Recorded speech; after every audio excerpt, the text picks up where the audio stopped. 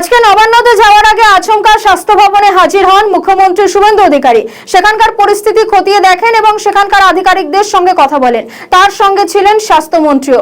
স্বাস্থ্য ভবন থেকে বেরিয়ে মুখ্যমন্ত্রী জানান, স্বাস্থ্য ভবনে একটি কন্ট্রোল রুম তৈরি হয়েছে। শোনাবো সেই মন্তব্য।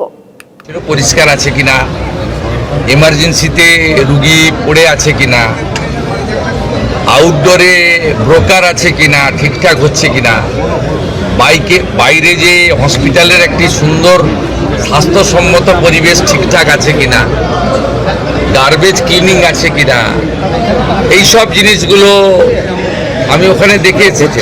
আমি মাননীয় মন্ত্রী, মাননীয় রাজ্যমন্ত্রী এবং প্রধান সচিবকে বলেছিলাম যে এখানে একটা এরকম বানান। এরা পুরোটা এখনও রেডি হয়নি, ইট উইল টেক টাইম, আরও 1 মাস লাগবে। আজকে 15-16টা স্টেট হসপিটাল এবং পাশাপাশি জেলার 2-1টা হসপিটালে ওরা করেছেন। আমি কিছু সাজেশন দিয়ে গেছি, মাননীয় মন্ত্রী নোট করেছেন, প্রধান সচিব নোট করেছেন। আমি এটাকে 30শে জুলাইয়ের মধ্যে বলেছি সাব ডিভিশন লেভেলে নামিয়ে দিতে এবং কিচেন পর্যন্ত মনিটরিং করতে।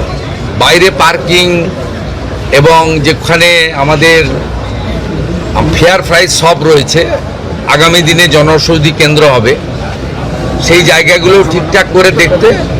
ওয়ার্ডের ভিতরে কিছু রেস্ট্রিকশন রয়েছে হেলথ গাইডলাইনে, রুগীদের দেখানো যায় না, কিন্তু মেঝেতে যে পরিষ্কার আছে কিনা দেখানো, বা আমাদের এমার্জেন্সিতে কোনো রুগী পড়ে আছে কিনা, একটা হসপিটালের যে পরিবেশ এবং যে পরিষেবা, এই দুটো ঠিকঠাক করার জন্যই একটা মনিটরিং দরকার আছে। এটা তারা করতে পারবেন। আমি ইনিশিয়ালি স্টেট হসপিটালগুলোতে যেটা দেখেছি, আমার পরিচ্ছন্নতা দেখে ভালো লেগেছে।